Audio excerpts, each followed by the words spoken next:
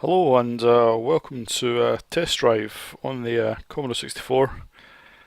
I suppose every long-running game series has to start somewhere, and well, that's pretty much the beginning.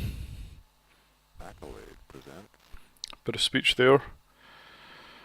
Yep, this is pretty much the beginning of the test drive series, and I'm not sure where. I guess maybe it came out on the Amiga first. But certainly the 64 version came out roughly the same time.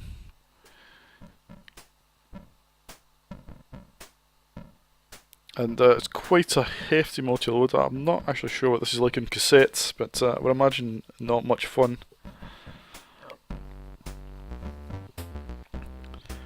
The graphics are quite smart. I quite like the graphic style, but music I'm not too keen on.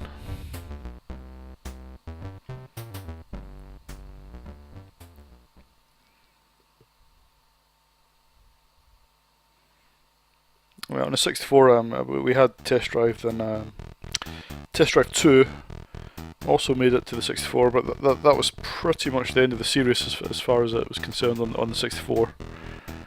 There were a few expansion discs for Test Drive 2, but that's pretty much it. Right, now here we go. We get a choice of LOTUS. I think if we push up, it's got to load in the next car, so yeah. Corvettes. Ferrari Testarossa, okay, and that particularly awesome.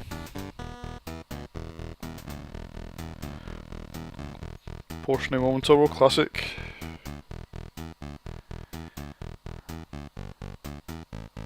Lamborghini, oh yes, very nice. But I think we'll stick with the Lotus.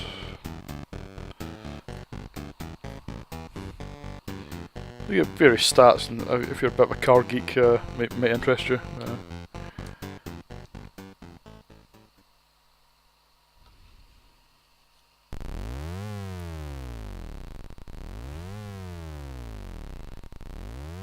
And we're off,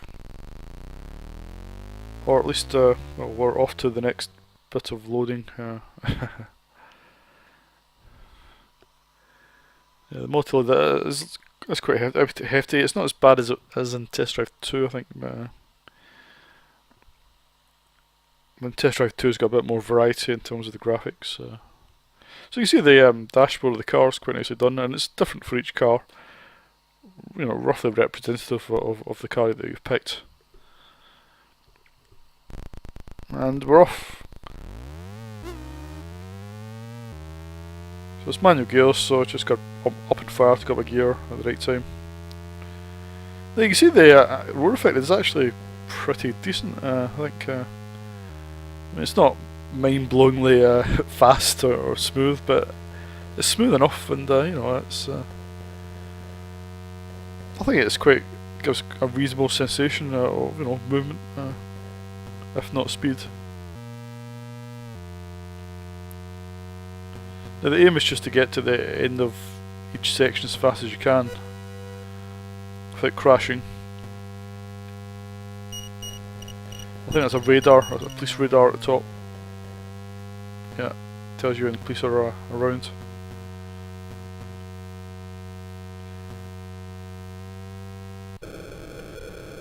Okay, I think I just crashed into him.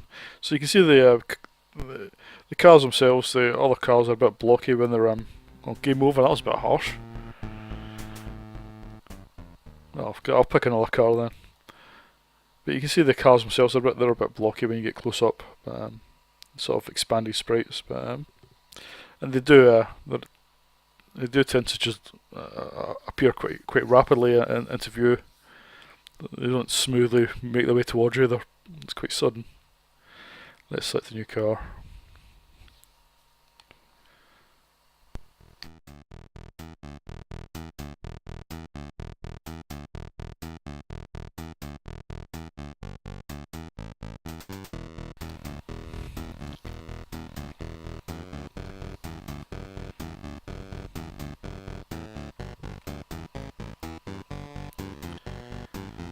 Lamborghini, let's go for that one then. I don't think the cars, they don't really seem to vary much in terms of the handling or speed.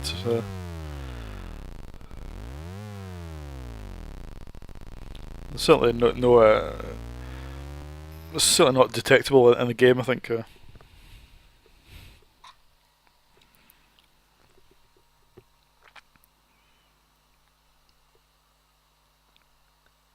you can see it's a different dashboard.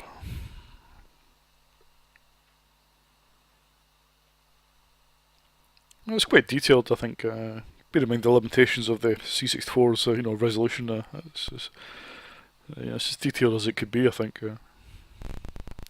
Right, we're off. So as you can see, it's the same level. I mean, and this is the same for the whole game. It basically takes place on this road that goes around the cliff. So there's not much variety in the game, I'm afraid. You can see that was about 2 frames and that car just appeared and disappeared.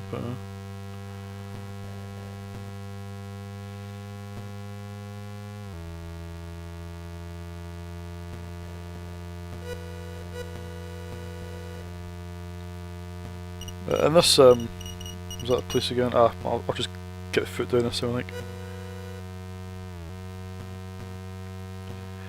Yeah, the sort of control method with the steering wheel with the little dot on it, that was reused in the Grand Prix circuit as well by Accolade. It works quite well, I think.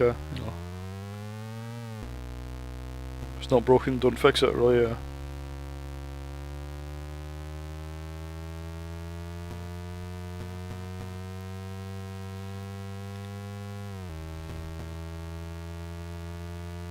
can't remember what happens if I go off the cliff.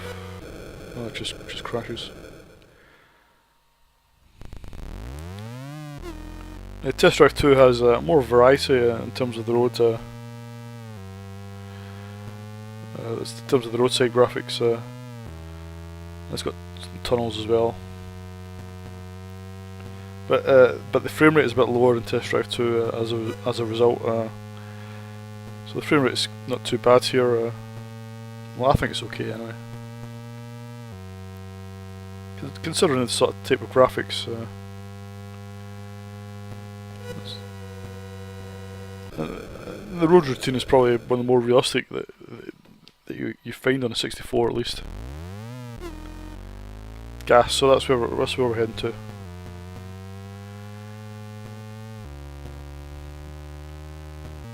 It's a terrible gear change there. I never made any claims to being a great driver.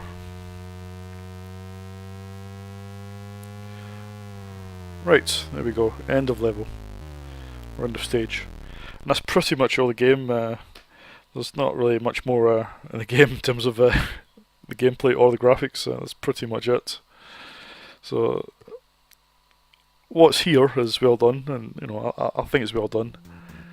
Quite high quality, but there's just not enough of it, I think. You get a bit of sarcastic criticism, I think.